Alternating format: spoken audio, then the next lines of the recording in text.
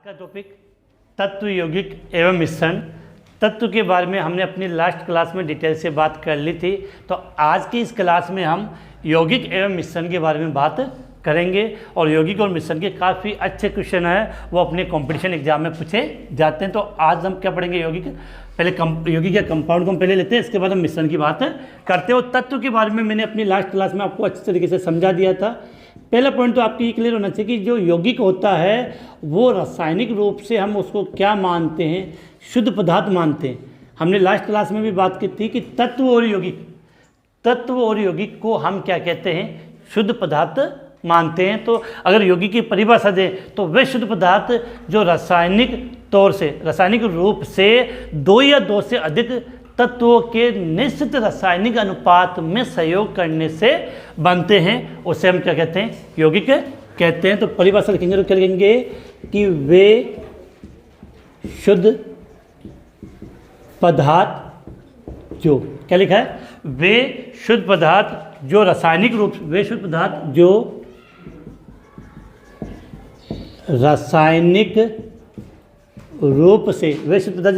रूप से दो या दो से अधिक तत्वों के निश्चित रासायनिक अनुपात में सहयोग करने से बनते हैं, उन्हें यौगिक कहते हैं। तो पहली बात तो आपकी क्लियर होनी चाहिए कि यौगिक जो है वो कैसा पदार्थ है, आपका शुद्ध पदार्थ। यौगिक क्या है, शुद्ध पदार्थ है। और इसमें जब दो या दो से अधिक तत्व मिलते हैं तो उनको वो निश्चित रासायनिक अनुपात में सहयोग करेंगे। इसके लिए हमने स्थिर अनुपात का नियम पढ़ा था। जैसे जब भी जल का निर्माण होगा तो उसमें हाइड्रोजन की संख्या 2 होगी और ऑक्सीजन की संख्या 1 होगी, तो इनके लिए संख्या निश्चित होती है। तो परिभाषा वही है, वे शुद्ध पदार्थ जो रासायनिक रूप से दो या दो से अधिक तत्वों के निश्चित रासायनिक अनुपात में सहयोग करने से बनते हैं, उन्हें हम क्या कहते हैं, यौगिक कहते हैं। जैसे एग्जाम्पल के रूप में लिखे जितने भी आप जानते हो, H2O, Na, H2O, NaCl, KCl, ZNO, NH3, CH4, ये सब आपके क्या हैं, यौगिक है। अब विशेष बात आप यहाँ से समझना तत्व और यौगिक में कि तत्व को हम भौतिक एवं रासायनिक विधियों के द्वारा विभक्त नहीं कर सकते, लेकिन यौगिक को जैसे H2O है, अगर इस H2O को मुझे हाइड्रोजन और ऑक्सीजन में विभक्त करना हो, H2 और O2 में विभक्त करना है, तो मैं इसको भौतिक विधि के द्वारा विभक्त नहीं कर सकता।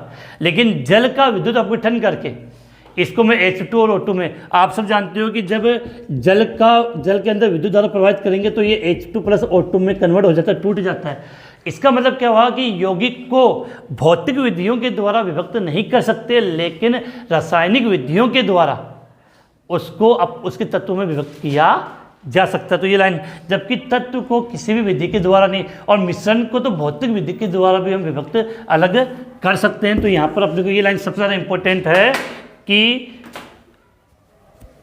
यौगिक को पुनः तत्वों में भौतिक विधियों के द्वारा, यौगिक को पुनः तत्वों में भौतिक विधियों के द्वारा विभक्त नहीं किया जा सकता। कि यौगिक को पुनः तत्वों में भौतिक विधियों के द्वारा विभक्त नहीं किया जा सकता, या इससे भी ज़्यादा शब्द भौतिक विधियों द्वारा पृथक नहीं किया जा सकता, लेकिन रासायनिक विधियों द्वारा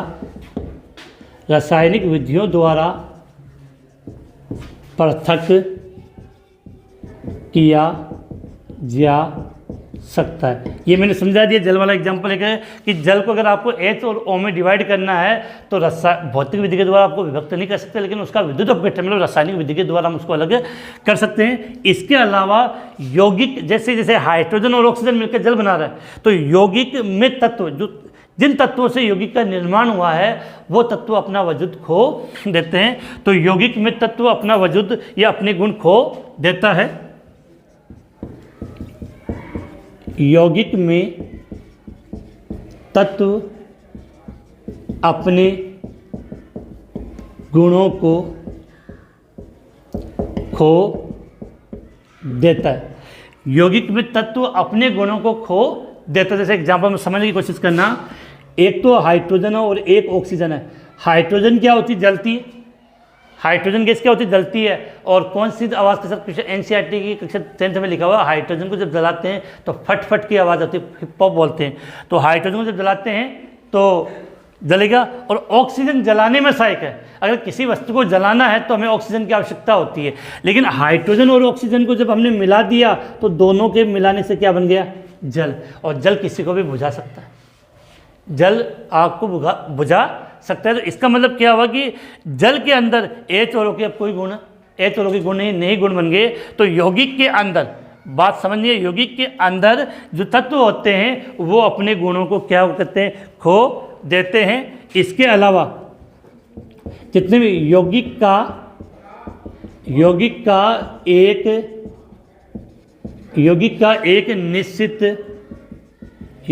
एक निश्चित रासायनिक सूत्र होता है। यौगिक का एक निश्चित रासायनिक सूत्र होता है। रासायनिक सूत्र मतलब जल है तो जल का मतलब H2O ही होगा, H2O2 या HO नहीं होगा। तो प्रत्येक यौगिक का एक निश्चित रासायनिक सूत्र होता है। इसके अलावा यौगिक के गलनांक व क्वथनांक के मान निश्चित होते हैं। यौगिक के गलनांक एवं क्वथनांक के मान क्या होते हैं? निश्चित होते हैं। यौगिक के गलनांक व क्वथनांक के मान क्या होते हैं? निश्चित होते हैं। देखो यहाँ पे हम बात भी कर लेते हैं इसकी कि सबसे पहले हमने स्टार्ट किया कि यौगिक, पहला पॉइंट तो सबसे माइंड में एक ही बात क्लियर होनी चाहिए, यौगिक कैसा पदार्थ है? शुद्ध पदार्थ है। दूसरा, इसमें जो तत्व होते हैं वो निश्चित रासायनिक अनुपात में ही सहयोग करते हैं। विशेष बात याद करनी है कि यौगिक को अगर आप उसके तत्व, यौगिक से उसके तत्व अलग करना चाहते हो तो भौतिक विधियों के द्वारा ये चीज़ पॉसिबल नहीं है। भौतिक विधियों के द्वारा हम उसको पृथक नहीं कर सकते, लेकिन रासायनिक विधियों के द्वारा उसको हम अलग किया जा सकता है। और सबसे विशेष बात है, यौगिक में जो तत्व होते हैं वो अपने गुणों को क्या कर देते हैं? खो देते हैं, वो नई चीज़ बनती है। और यौगिक का एक निश्चित क्या होता है? यौगिक का एक निश्चित रासायनिक सूत्र होता है। और यौगिक के गलनांक और क्वथनांक के मान क्या होते हैं? निश्चित होते हैं। तो ये बात हुई अपनी यौगिक के बारे में। इसके बाद हम बात करते हैं मिश्रण, जिसको मिक्सर कहते हो। जो दो प्रकार का होगा, समांगी और विषमांगी। तो जल्दी से इसका स्क्रीनशॉट लें, उसके बाद हम टॉपिक को आगे बढ़ाते हैं। स्क्रीनशॉट आपका हो गया। अब देखो हम आगे बात करें,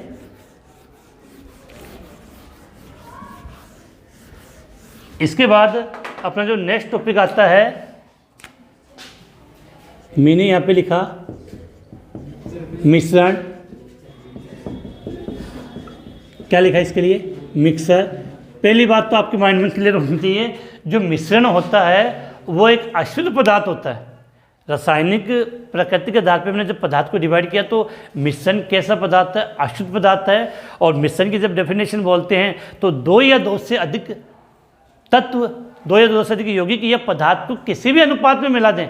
यहाँ कोई फिक्स अनुपात नहीं होता, किसी भी अनुपात में मिलाने पर बना पदार्थ क्या कहलाता है? मिश्रण कहलाता है। मिश्रण के लिए विशेष बात आपको याद रखनी है कि मिश्रण के जो अवयव है जिनको मिलाने पर मिश्रण बना है उनको हम भौतिक और रासायनिक दोनों विधियों से आसानी से उनको अलग कर सकते हैं। मिश्रण का कोई निश्चित रासायनिक संगठन नहीं होता है।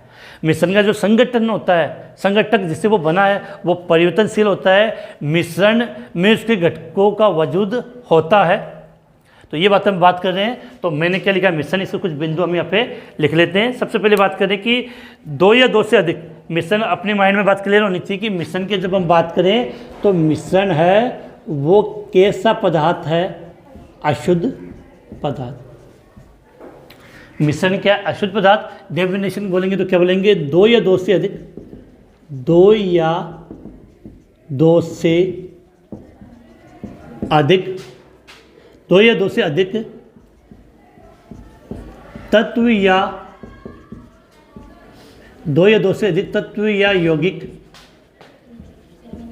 को किसी भी अनुपात, 2 या 2 से अधिक तत्व या यौगिक को किसी भी अनुपात में मिलाने पर प्राप्त पदार्थ मिश्रण कहलाता है। प्राप्त पदार्थ क्या कहलाता है, मिश्रण कहलाता है। तो अशुद्ध पदार्थ हो गया मिश्रण, अशुद्ध पदार्थ। तो 2 या 2 से अधिक तत्व यौगिक को हम किसी भी अनुपात में मिलाएंगे तो हमें क्या प्राप्त होगा, मिश्रण प्राप्त होता है। विशेषकर इसको याद रखना कि मिश्रण को देखो, तत्व को भौतिक एवं रासायनिक दोनों विधियों से अलग नहीं कर सकते। मिश्रण को यौगिक को भौतिक विधि के द्वारा अलग नहीं कर सकते, और इसको तो बिल्कुल आसानी से अलग कर सकते हैं। तो मिश्रण को उसके क्या लिख रहे हैं, मिश्रण को भौतिक अवयवों के द्वारा, मिश्रण को भौतिक अवयवों के द्वारा, मिश्रण को भौतिक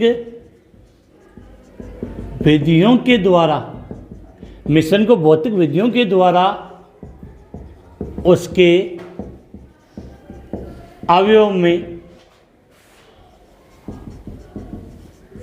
आसानी से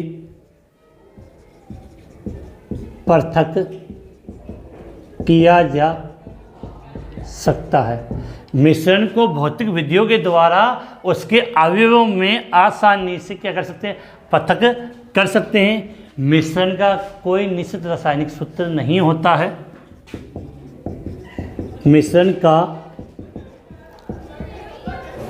निश्चित रासायनिक सूत्र नहीं होता है। मिश्रण का निश्चित रासायनिक सूत्र नहीं होता है, और मिश्रण का गलनांक व क्वथनांक निश्चित नहीं होता है। मिश्रण के संघटक परिवर्तनीय अर्थात अनिश्चित होते हैं। मिश्रण के संघटक, जो मिश्रण जिन अवयवों से बना है वो क्या होते हैं, परिवर्तनीय, या आप क्या बोल सकते हो, अनिश्चित होते हैं। और मिश्रण में उपस्थित घटकों के गुण, मिश्रण उसमें उपस्थित अवयव के गुणधर्म को दर्शाता है। मिश्रण उसमें उपस्थित अवयव के गुणधर्म को दर्शाता। तो ये मिश्रण के लिए मेन बिंदु थे। इसके बाद हम यहाँ पर समझते इसको कि मिश्रण को हम 2 कैटेगरी में डिवाइड करते हैं। क्या है, 2 कैटेगरी में। एक तो हम यहाँ पे नाम लिख सकते हैं कि समांगी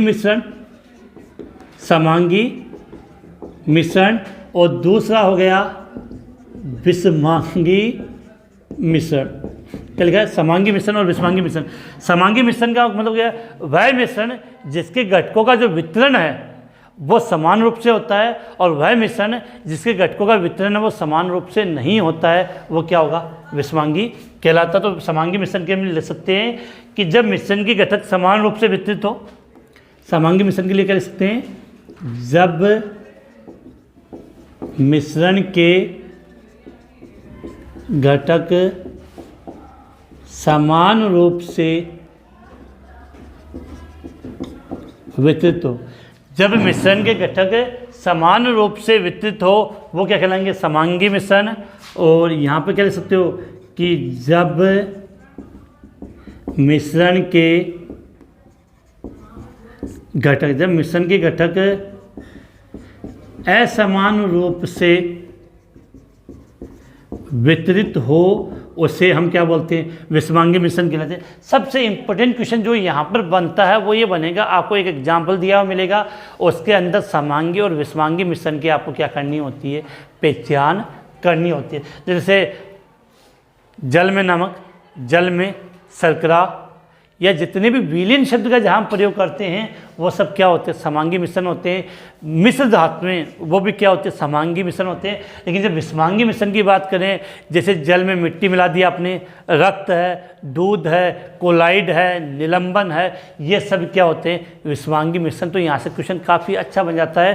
क्वेश्चन मिलेगा कि निम्न में से समांगी मिश्रण की या विषमांगी मिश्रण की पहचान करें। तो यहाँ पर अगर हम एग्जाम्पल की बात करें तो उन एग्जाम्पल को हम इस प्रकार से यहाँ पे लिख सकते हैं कि सबसे पहले आपको याद करना है कि एग्जाम्पल हम यहाँ लिख रहे हैं, बहुत बार क्वेश्चन पूछा गया वायु।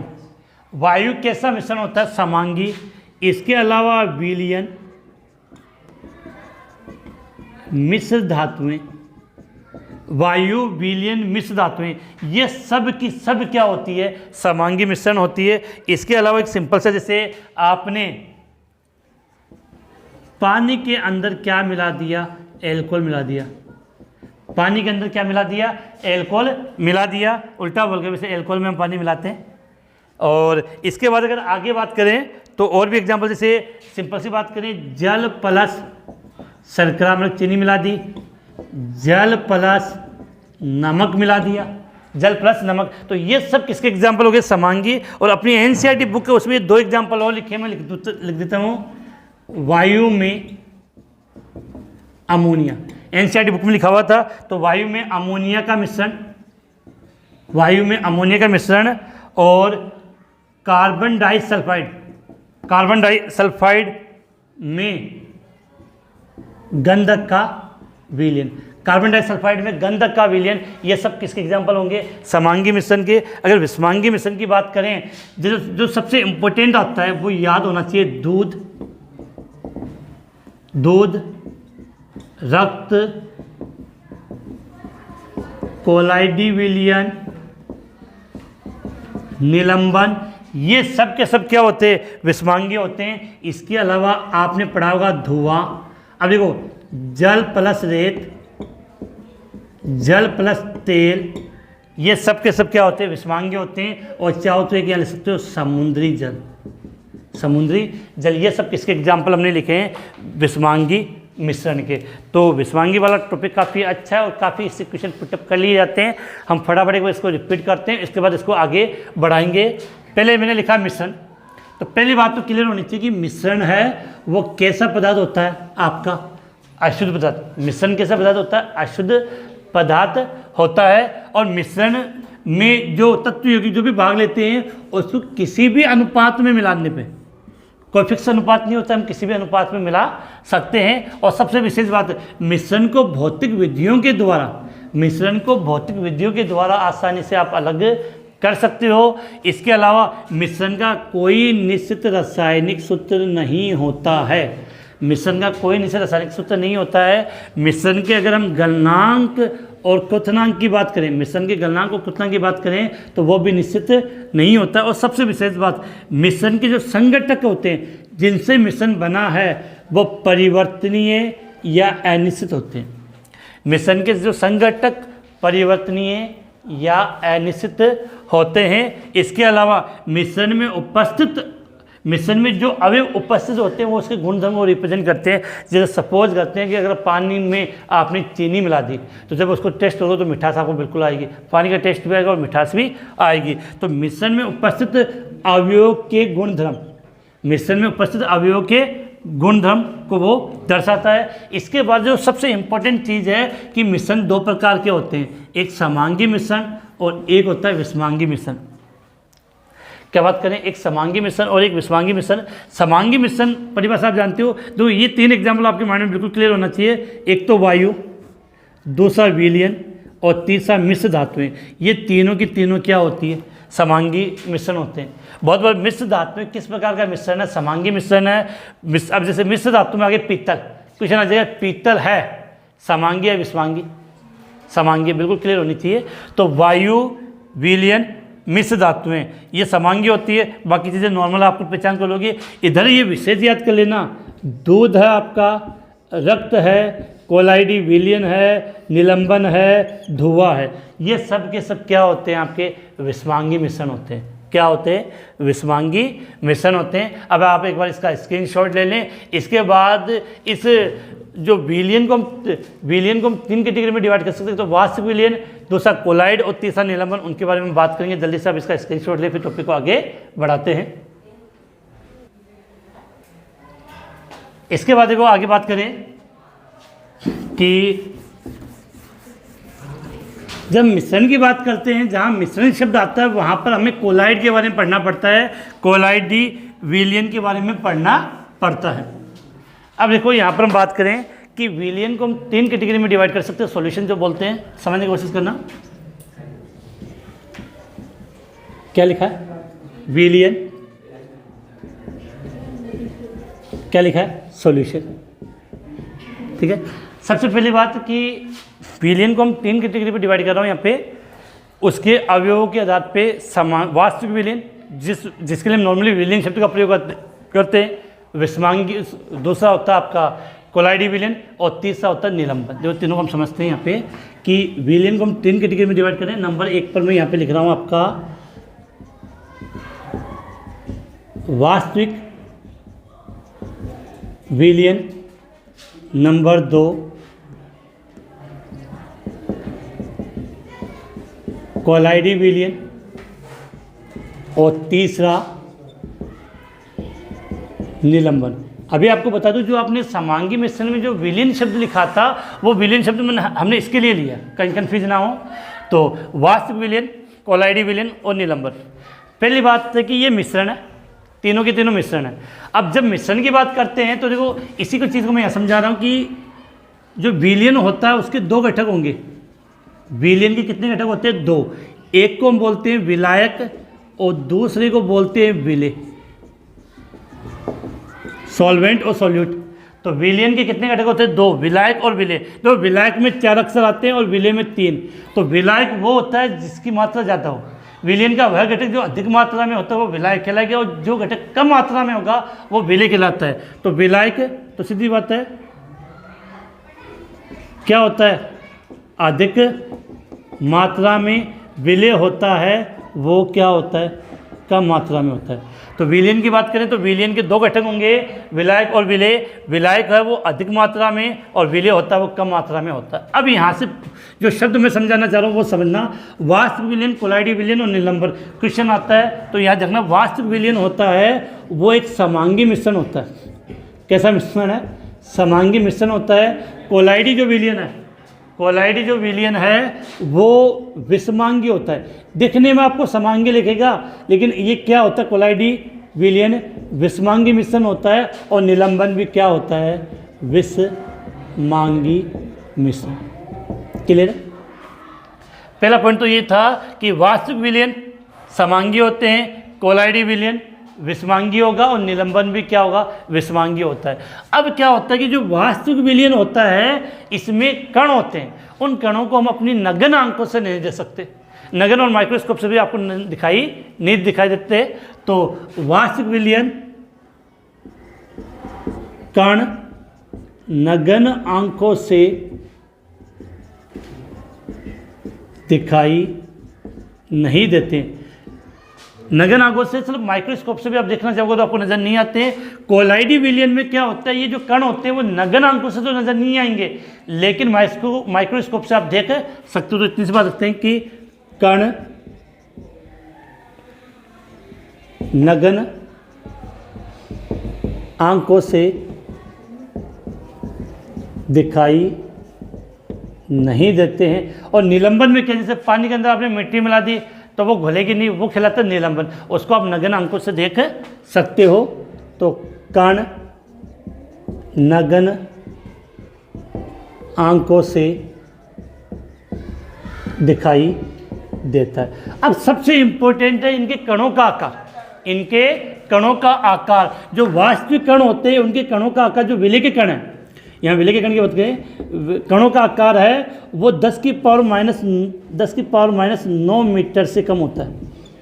वास्तविक विलयन में जो कणों का आकार होता है वो 10 की पावर माइनस 9 मीटर से कम होता है। और कोलाइडी विलयन में जो विलेय के जो कण होते हैं, ये याद करने लायक है, विलेय के जो कणों का आकार होता है वो 10 की पावर माइनस 9 मीटर से 10 की पावर माइनस 7 मीटर के बीच होता है। कोलाइडी कणों का जो आकार होता है, काफ़ी बार बोर्ड एग्जाम में क्वेश्चन पूछा गया है। एग्जाम में जितने भी अपने कंपटीशन एग्जाम होते हैं उनमें क्वेश्चन आ जाता है कि जो विलेय का, कोलाइडी विलयन में जो विलेय कणों का जो आकार होता है वो 10 की पावर माइनस 9 मीटर से 10 की पावर माइनस 7 मीटर होता है। और विशेष बात है कि मैंने मीटर में लिखा, एग्जाम में सेमी में पूछा जा सकता है। बिल्कुल क्लियर बात होनी चाहिए। इसके बाद निलंबन का आकार, थोड़ा सा कणों का आकार बड़ा होता है, तो इनका आकार 10 की पावर माइनस 7 मीटर से अधिक होता है। 10 की पावर माइनस 7 मीटर से अधिक होता है। अब क्या होता है कि इन दोनों के कणों का आकार काफ़ी कम होने से इनके जो विलेय के जो कण होते हैं उन पर गुरुत्वाकर्षण बल नहीं लगता है, जबकि निलंबन के कणों का आकार बड़ा होता है तो उन पर गुरुत्वाकर्षण लगता है, जिसके कारण ये पेंदे में बैठ जाते हैं। और विशेष जो क्वेश्चन अभी यहाँ से बनते हैं इनके बारे में आप जानते हो, कोई विशेष बात नहीं है। मेन क्वेश्चन बनता है किसके बारे में? कोलाइडी विलयन के बारे में। यहाँ से एक बात तो याद होना चाहिए कि कोलाइडी विलयन है वो कौन सा प्रभाव दर्शाते हैं? टिंडल प्रभाव दर्शाते हैं। टिंडल प्रभाव में आपने देखा कि जब सुबह के समय जो रोशनदान होता है उसमें प्रकाश के कण, प्रकाश ऐसा आपको नज़र आता हुआ नजर आएगा, और उसमें जो मिट्टी के धूल के कण होते हैं वो आपको गमन या गति करते हुए नजर आते हैं। तो वो प्रभाव कौन सा होता है? टिंडल प्रभाव। इसके अलावा जो कोलाइडी विलयन होते हैं उनके कण निरंतर गति करते रहते हैं, अर्थात ये ब्राउनी गति को प्रदर्शित करते हैं। किसको? ब्राउनी गति को प्रदर्शित करते हैं। प्लस जो कोलाइडी विलयन होता है इन पर जो आवेश होता है उसके विपरीत आवेश वाला अगर विद्युत अपघट्य मिला दिया जाता है तो इनका क्या हो जाता है? स्कंदन हो जाता है। क्या हो जाता है? स्कंदन। तो कोलाइडी विलयन की जब हम बात करें काफ़ी इसमें अच्छे क्वेश्चन बनते हैं। इतनी तो सबसे पहली बात तो ये विषवांगी मिश्रण है। दूसरा, विलेय कणों का आकार। इसके जो कोलाइडी विलयन मिश्रण कैसा होता है? विषवांगी होता है। और इसके विलेय कणों का जो आकार होता है वो 10 की पावर माइनस 9 मीटर से 10 की पावर माइनस 7 मीटर के बीच होता है। और ये टिंडल प्रभाव, ब्राउनी गति व स्कंदन वाले गुण को दर्शाता है। इसके अलावा वास्तविक विलयन और कोलाइडी विलयन पर गुरुत्वाकर्षण बल कम लगता है, नगण्य होता है, जबकि निलंबन वाले कणों पर गुरुत्वाकर्षण बल अधिक लगने के कारण ये पेंदे में बैठ जाता है। अब क्या होता है कि जब हम कोलाइडी विलयन पढ़ते हैं तो कोलाइडी विलयन के अंदर हम विलेय और विलायक शब्द का प्रयोग नहीं करते। कोलाइडी विलयन के अंदर हम विलेय और विलायक शब्द का प्रयोग न करके परिक्षिप्त प्रावस्था और परिक्षेपण माध्यम का प्रयोग करते हैं। परिक्षिप्त प्रावस्था और परिक्षेपण माध्यम का प्रयोग करते हैं। और इसके आधार पर कोलाइडी विलयन को 8 कैटेगरी में डिवाइड किया गया।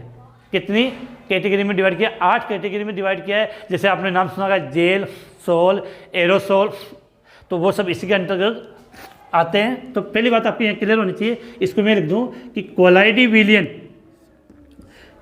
को हम विलेय और विलायक में डिवाइड नहीं करते हैं। कोलाइडी विलयन को हम यहाँ इन 2 कैटेगरी में डिवाइड करते हैं। एक तो होता है आपका परिक्षेपण माध्यम, एक तो होगा परिक्षेपण माध्यम, और एक होता है आपकी परिक्षिप्त प्रावस्था।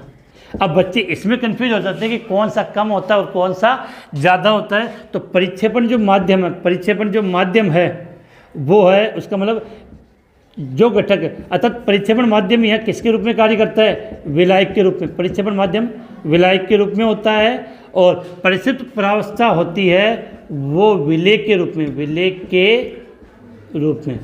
परिक्षिप्त प्रावस्था किसके रूप में होती है? विलेय के रूप में। तो बिल्कुल क्लियर होना चाहिए, कोलाइडी विलयन है वो विषवांगी मिश्रण होता है। इसमें विलेय और विलायक के स्थान पर परिक्षेपण माध्यम और परिक्षिप्त प्रावस्था का प्रयोग किया जाता है। जैसे बात करें, परिक्षेपण माध्यम है वो विलायक के रूप में कार्य करेगा और परिक्षिप्त प्रावस्था है वो विलेय के रूप में यहाँ कार्य करता है। इसके अलावा काफ़ी इनके क्वेश्चन बनते हैं। और सबसे विशेष बात कि जो कोलाइडी विलयन है इसके 8 प्रकार को ध्यान रखना।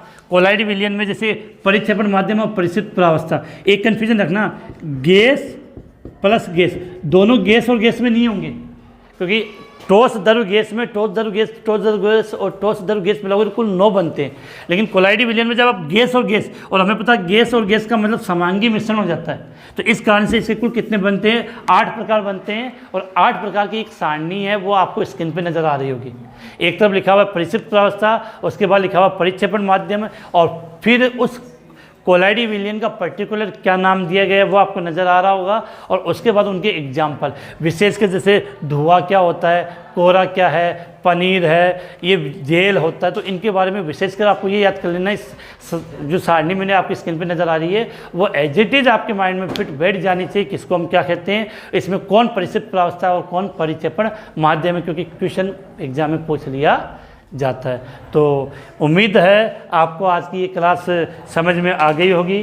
और इसी के साथ अपना ये जो टॉपिक था पदार्थ के अंदर हम तत्व, यौगिक और मिश्रण पढ़ते हैं, वो मैंने पढ़ा दिया है। इसके बाद इसका एक टॉपिक और शेष रह जाता है, मिश्रण को अलग करने वाली विधियाँ।